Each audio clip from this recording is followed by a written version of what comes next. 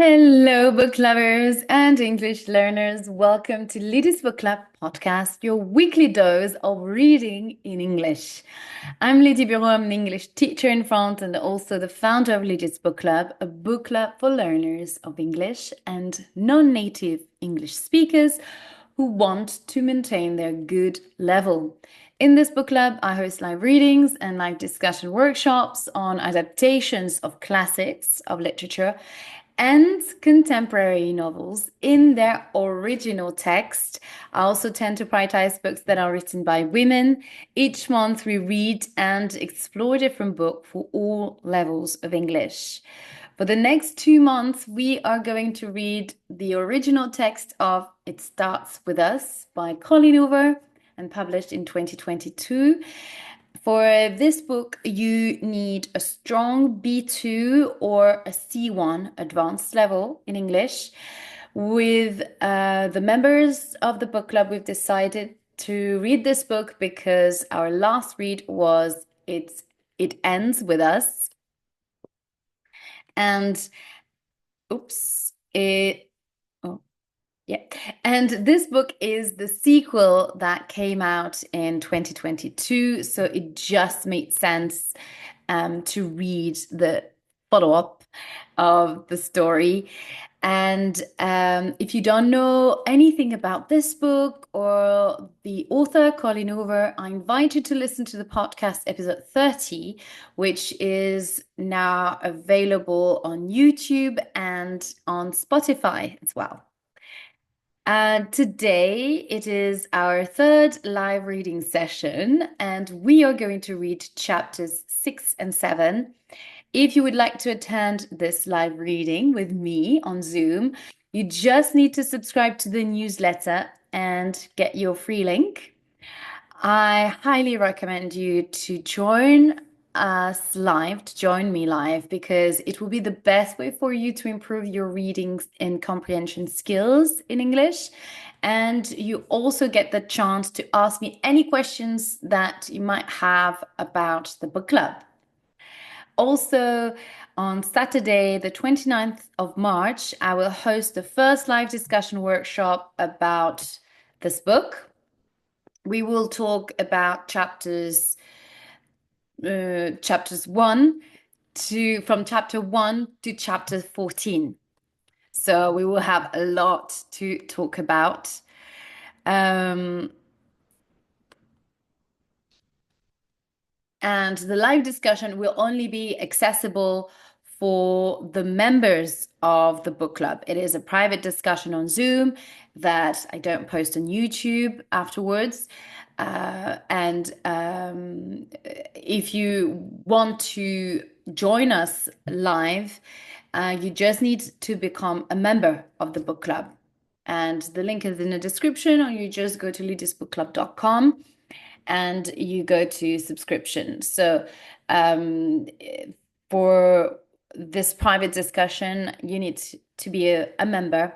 And I strongly recommend you as well to join the live discussion workshop, because it will be the best way for you to improve your speaking skills and your fluency in English, and also develop your critical thinking skills. And it will be a fantastic way to meet other book lovers and other members of the book club and non-native speakers from around the world, basically. So let's get started. Before I start with the reading of chapters 6 and 7, I'm going to do a quick recap of chapter 4 and 5. It's been a whole week that I left the book on the side that we've read those 2 chapters, and I guess as much as I do, I guess you need a little reminder or to refresh your memory around about the story. So in chapter 4, this is Lily talking. So Lily is the narrator in this chapter. And she's quite annoyed about the fact that Ryan is still has still her keys, her apartment, the keys of her apartment, which well, the the excuse that he brings up is that it's convenient for him to have the keys because he has such a hectic um, timetable and work, well, hectic timetable, yeah, or schedule, work schedule, sorry. And that starts to annoy Lily because she would like to have more privacy and not find him in her apartment unexpectedly.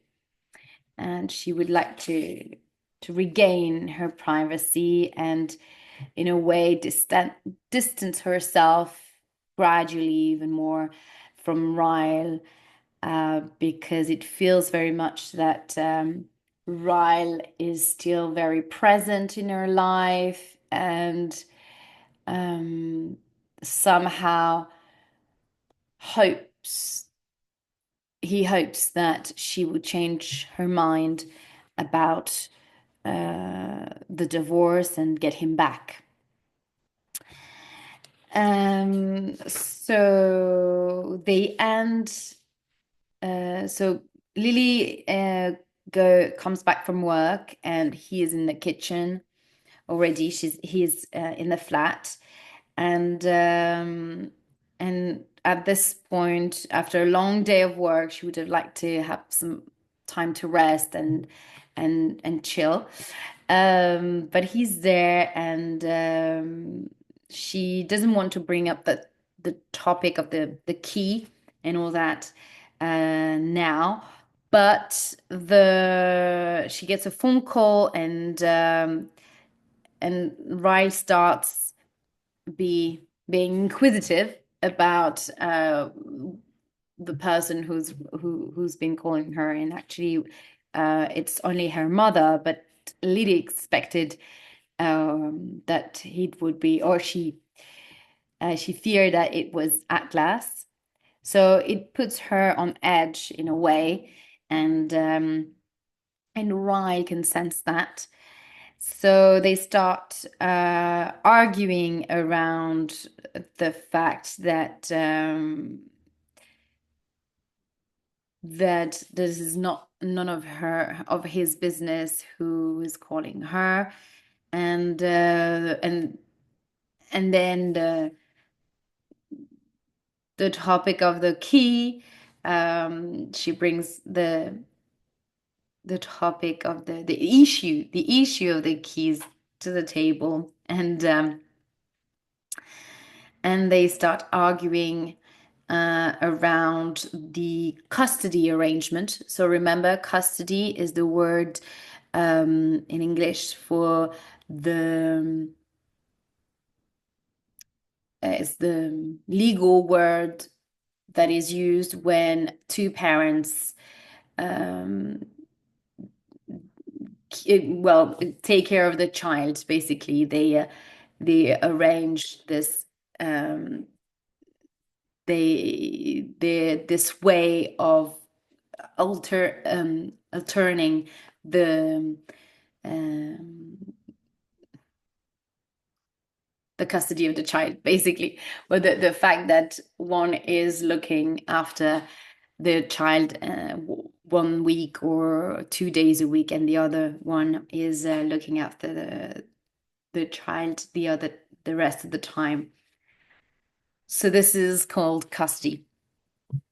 So Lily has full custody of her daughter, but with this issue of Ryle and the keys and the fact that it is convenient for him to be able to put his daughter to bed in the evening, etc., makes it hard if he cannot have full access to her apartment. But that's his argument, and he requests then that he gives her back, gives the key back, then that he would like to keep Emmy, overnight. And that's something that Lily is not ready for. She doesn't trust him to keep her overnight. And Ryan gets upset about this because he doesn't seem to understand that Lily has been um, very kind, we could say, in not going to the police to talk about the aggression that she's suffered and the violence that she suffered from him. So she believes that she has been very patient and gave him a lot of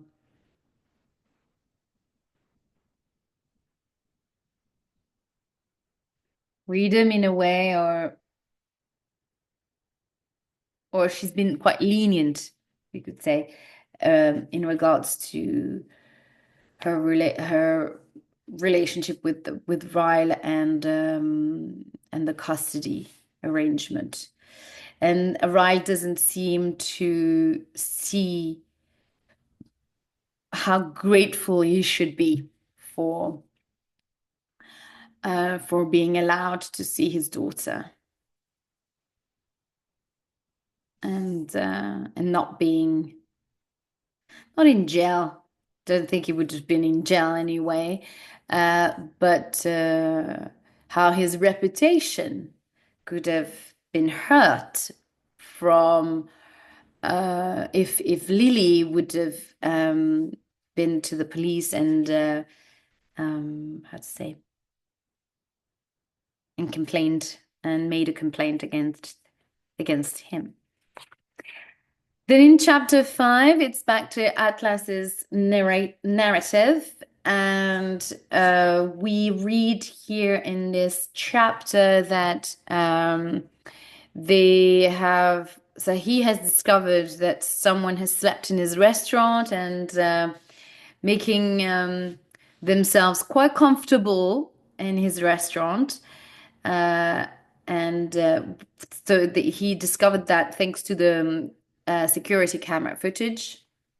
So he's been watching them with his friends, Brad and Darren, and they discovered that there is this guy, this person who slept overnight in his restaurant.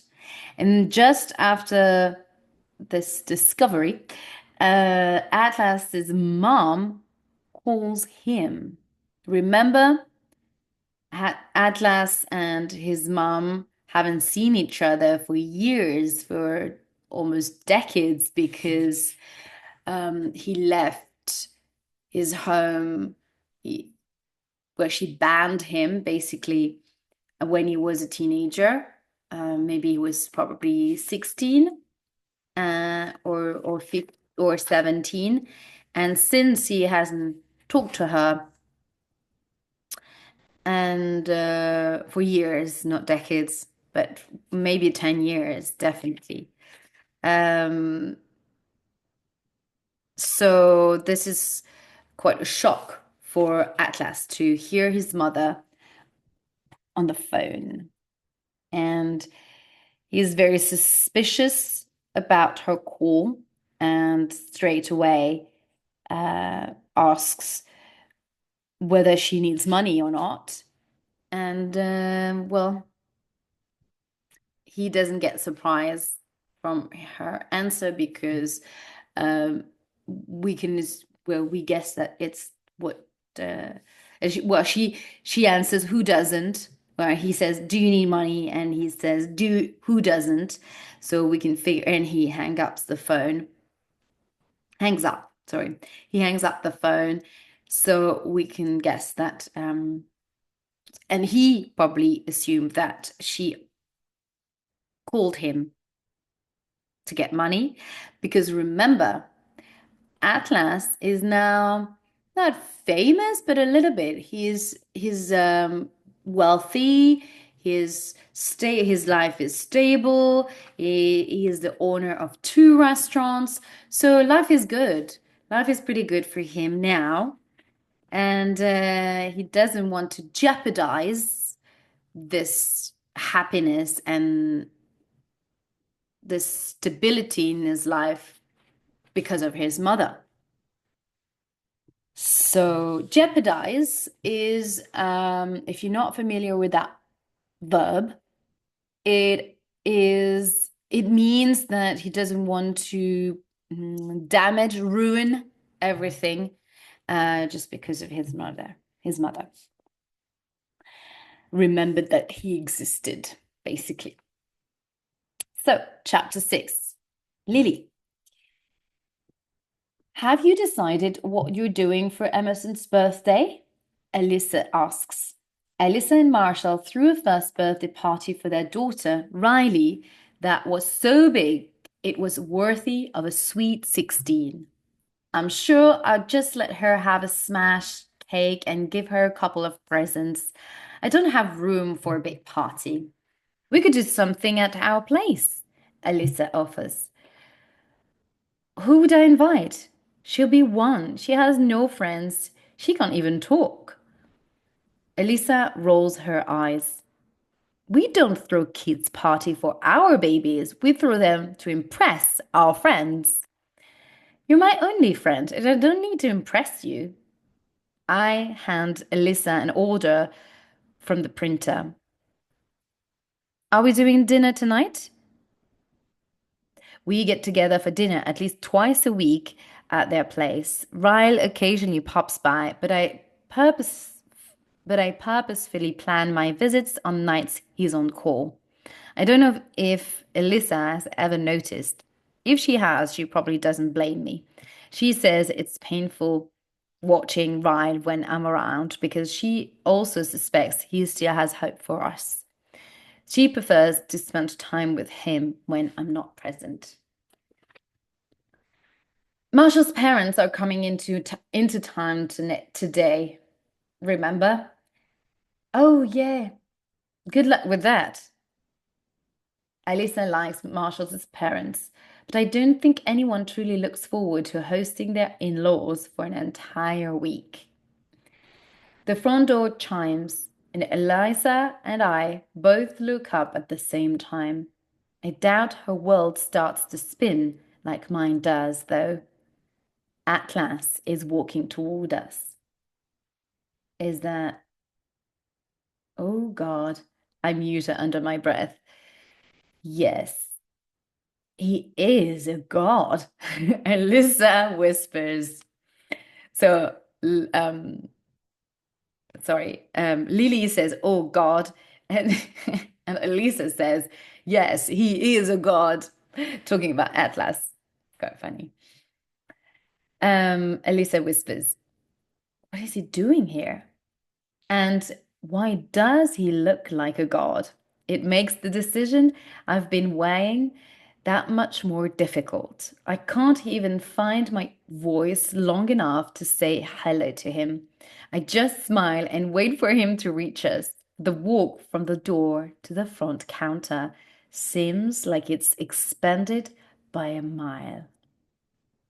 He doesn't take off his eyes off me as he makes his way over.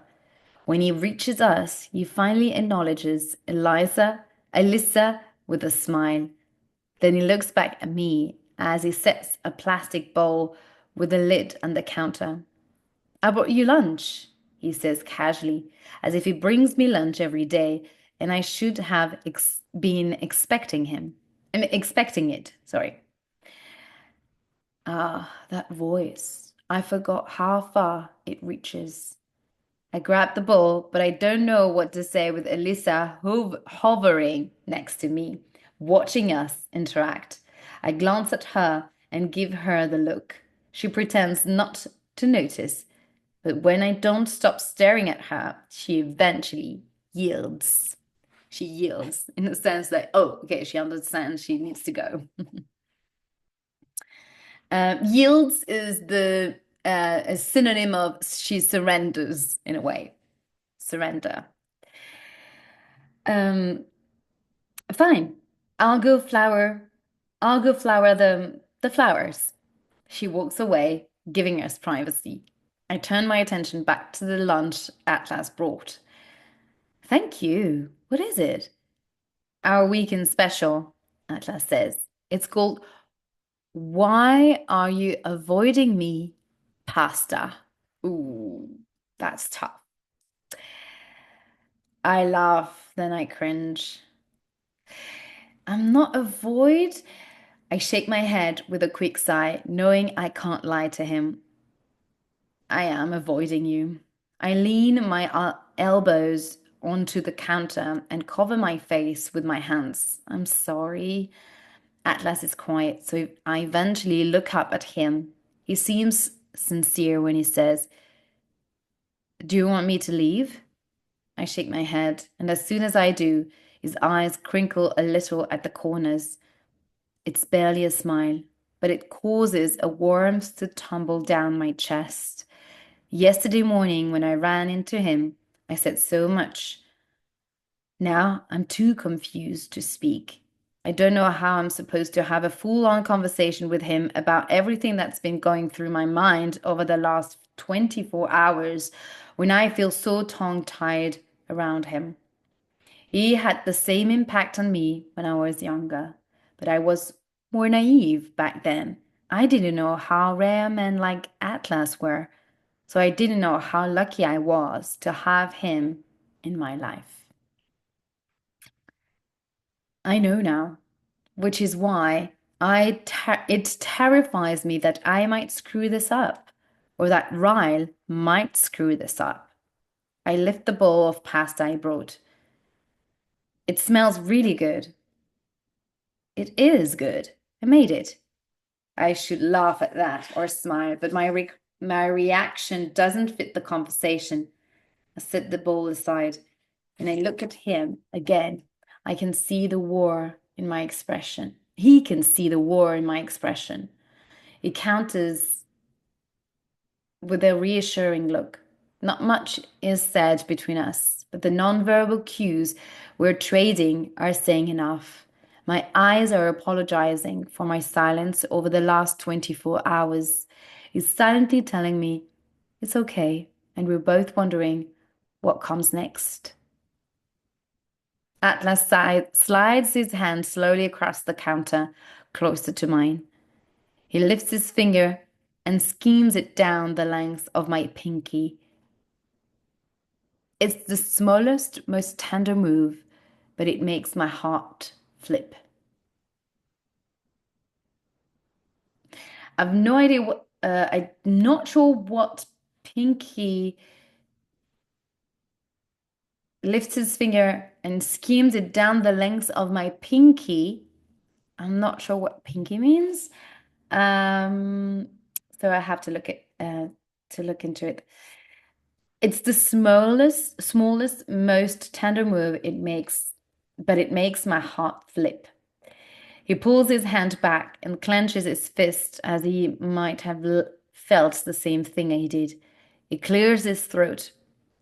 Can I call you tonight? I'm about to nod when Alyssa suddenly bursts through the door to the back, wide-eyed. She leans in and whispers, Riley is almost here. My blood feels like it freezes in my veins. What? I don't say I don't say that he I I don't say that, so she repeated. I say it because I'm shocked, but she repeats herself. Anyway, Ryan is pulling it in. He just texted.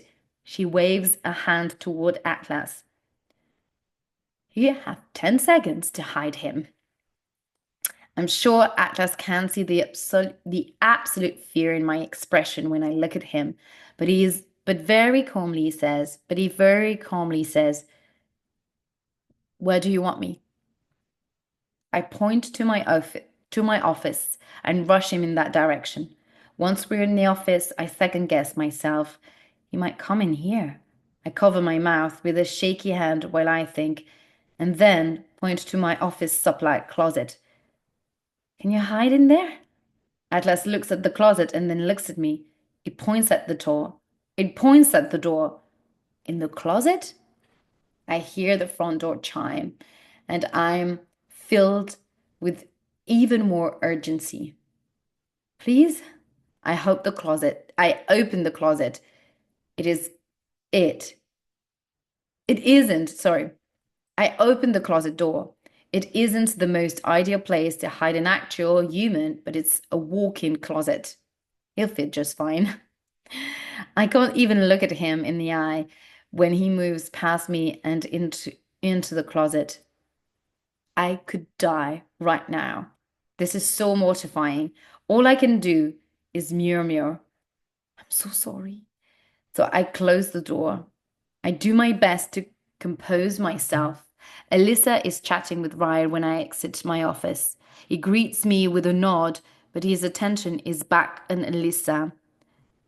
She's digging through her purse for something. They weren't here earlier, she says. Ryle is tapping his fingers impatiently. What are you looking for? I ask her. Keys. I accidentally brought them with me, and Marshall needs the SUV to get his parents from the airport. Ryle looks irritated. Are you sure you didn't set them aside when I told you I was coming to get them? I tilt my head, focusing on Elisa. You knew he was coming? How could you forget to tell me he was on his way here when Atlas showed up? She reddened a little. I got sidetracked by unexpected events. Unexpected events. She holds up her hand in victory. Found him! She drops them in Ryan's palm.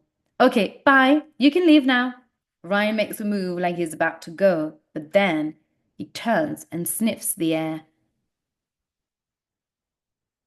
What smells so good?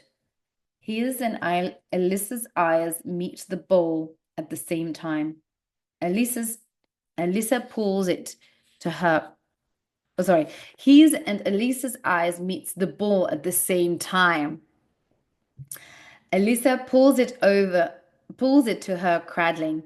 I cooked lunch for me and Lily. She lies. Ryan raises an eyebrow. You cooked? He reaches for the bowl. I have to see this. What is it? Elisa hesitates before handing me the bowl. Yeah, it's chicken barabadula, meat. She looks at me and her eyes are wide. She's such a horrible liar. Chicken what? Ryan opens the bowl and inspects it. It looks like shrimp pasta. Elisa clears her throat. Yeah, I cooked the shrimp in chicken stock. That's why it's called chicken barabadula meat. Ryan puts the lid back on and looks at me with concern as he slides the bowl across the counter back to Elisa. I'd order pizza if I were you. I force a laugh, but so does Elisa. Both of us laughing makes our reaction seem way too compulsory for a joke that wasn't even funny. Ryan's expression narrows. He takes a couple of steps back, a suspicious look in his eye. He must be used to the two of us having inside jokes that he isn't part of, because he doesn't even question us. He stands and walks out of the flower shop in a rush to get the keys to Marshall. Alyssa and I both stand as still as statues until we're sure he's left the building and and is way out of earshot. Then I look at her incredulously. Chicken baraba, what? Did you just completely make up a new language? I had to say something, she says defensively. You stood there like a lump. You're welcome. I wait a couple of minutes to make sure Ryle has had time to leave. I walk out from I walk out front. I walk out front to ensure Ryle's car is gone. Then I regretfully walk into my office and head to the supply closet to inform Atlas he is in the clear. I exhale before opening the door.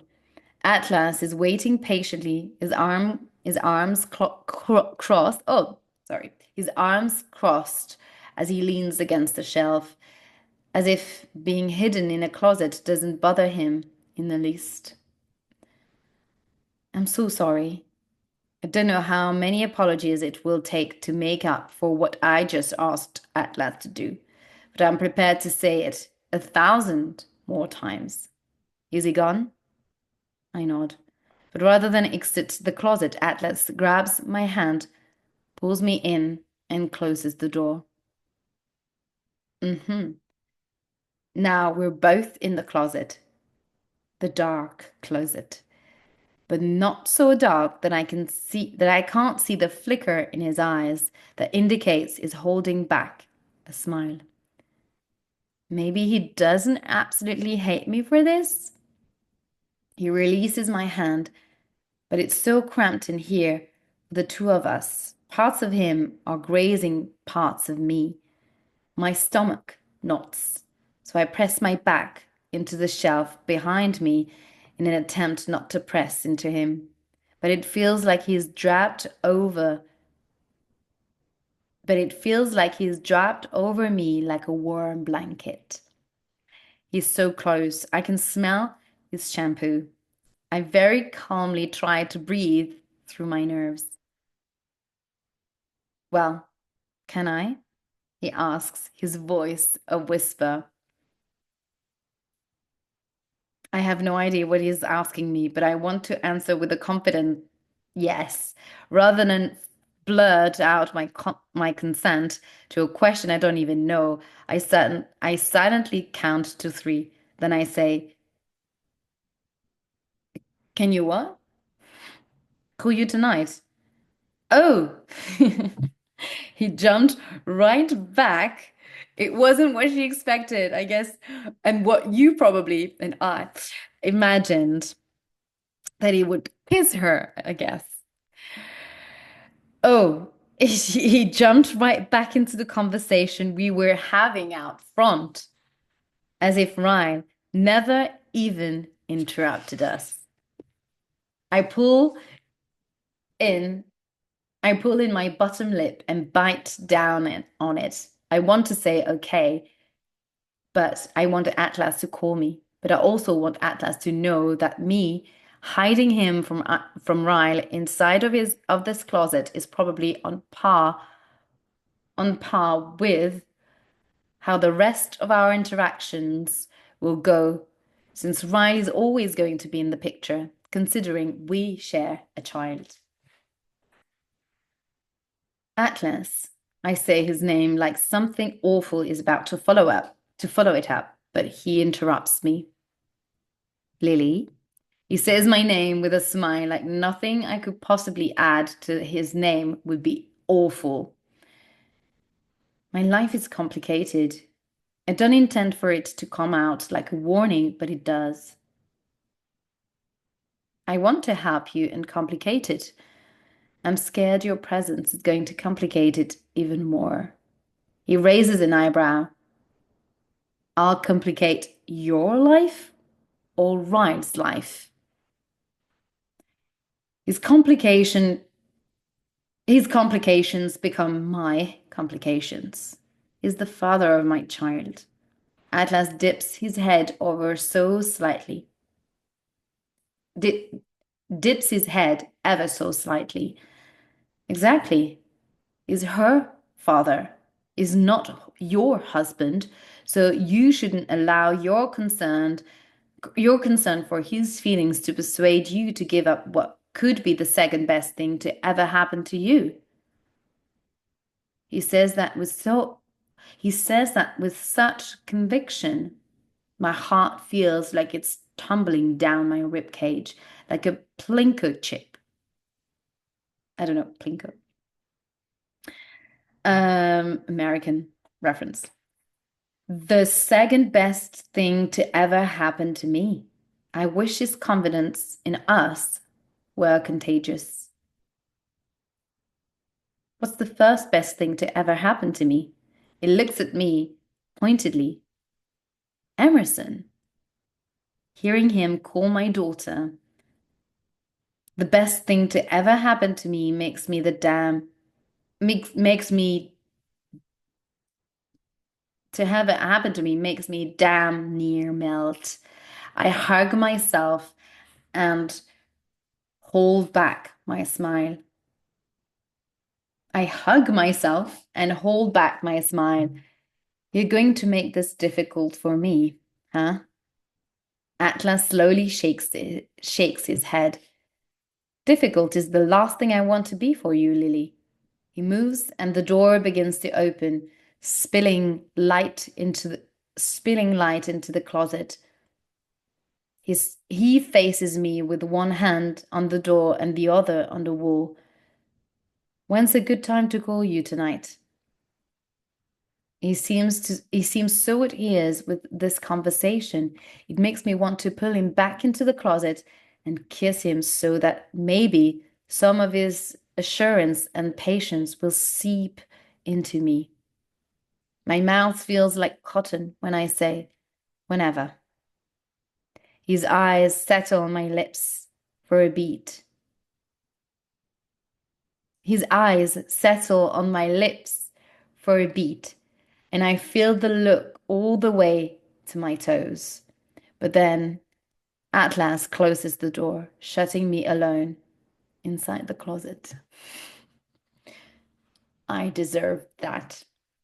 A mixture of embarrassment, nervousness, and maybe even a little bit of desire is flooding my cheeks. I remain unmoving until I hear the faint chime of the front door being opened. I'm fanning myself when Alyssa opens the closet door moments later. I quickly drop my hands to my hips to hide what Atlas's presence does to me. Elisa folds her arms across her chest. You hid him in the closet? My shoulders fall with my shame. I know. Lily, she sounds disappointed in me, but what would you rather I have done? Reintroduced them to one another? I mean, I'm glad you did it because I'm not sure how that would have turned out. But you hid him in the closet. You just shoved him in here like an old coat. Her re her rehashing her rehashing the moment isn't helping me recover from it. I move toward the front of the store with Elisa on my heels. I had no choice. Atlas is the one guy on this earth where I would never approve of me dating. I hate to break it to you, but there is only one guy on this earth where I would approve of you dating, and that's Ryle. I don't respond to that because I'm terrified that she's right. Wait, Alyssa says, are you and Atlas dating? I said that because if Ryle had seen him here, wait, are you and Atlas dating? No, but you just said he's the one guy Ryle would never approve of you dating. I said that because if Ryle had seen him here, that's what he would have assumed. Elisa folds her arms over the counter and looks crestfallen. I'm feeling very left out right now. There is a huge gap you need to fill in. Gap? What do you mean? I tried to look busy by pulling a va I oh sorry. I tried to look busy by pulling a vase toward me and moving some of the flowers around. At least it takes the vase from me. He brought you lunch. Why did he bring you lunch if the two of you weren't actively talking?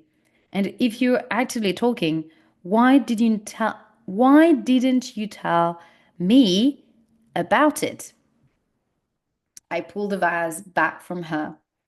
We ran into each other yesterday. It was nothing. I haven't even spoken to him since before Emmy was born. Alyssa grabs the vase again. I run into an old friends every day. They don't bring me lunch. She slides the vase back to me. We're using it a conch, like a conch shell, as if we need it for permission to speak. Your friends probably aren't chefs. That's what chefs do. They cook people lunch. I slide the vase back to her, but she says nothing. She is concentrating so hard, it's like she's attempted to read my mind to get past all the lies she thinks I'm spewing. I pull the vase back from her. It's honestly nothing yet. You'll be the first to know if anything changes. She looks momentarily satisfied by that response. There is a flicker of something in her face before she looks away. I can't tell if it's concern or sadness. I don't ask her because I know this is hard for her. I imagine the idea of any man bringing me lunch who isn't right probably makes her a little sad. In Elise's idea of a perfect world, she would have brother she would have a brother who never hurt, and I will still be her sister-in-law. Now, chapter 7, Atlas as the narrator.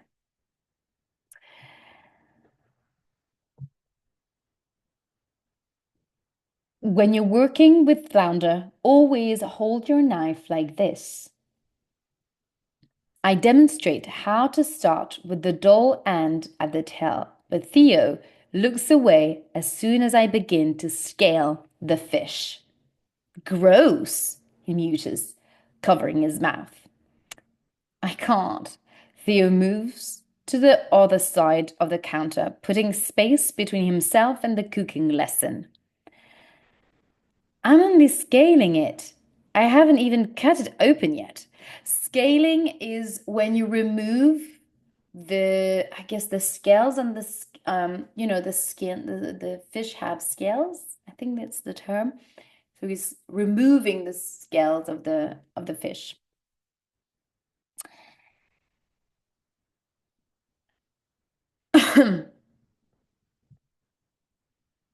Theo makes a gagging sound.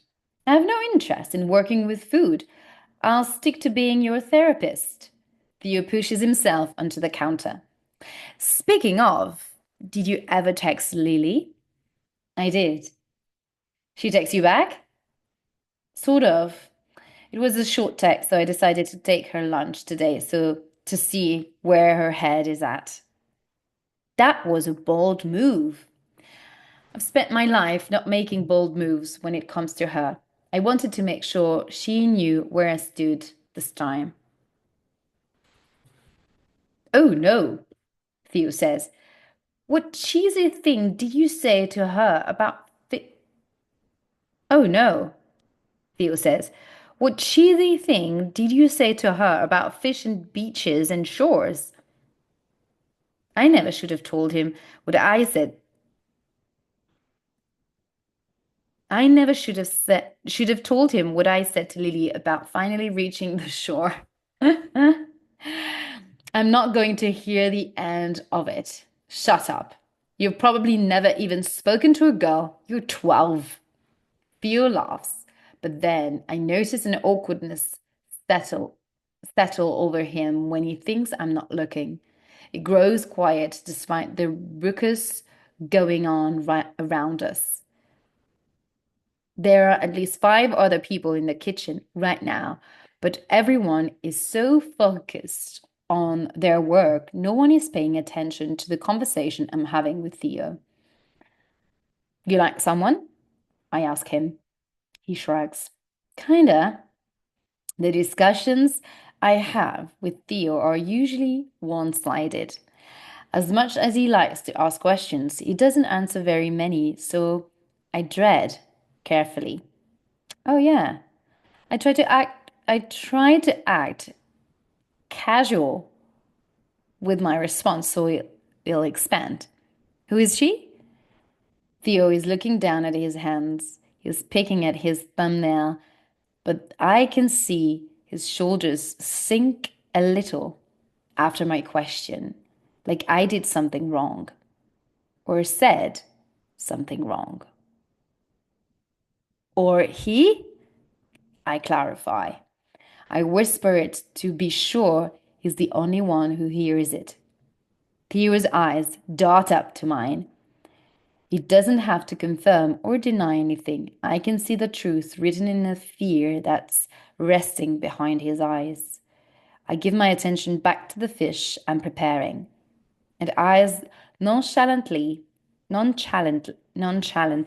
as possible as I say, "Do you go to school with him?" Theo doesn't immediately answer. I'm not sure if I'm the first person he has admitted this part of himself to, so I want to make sure to treat that with the care it deserves.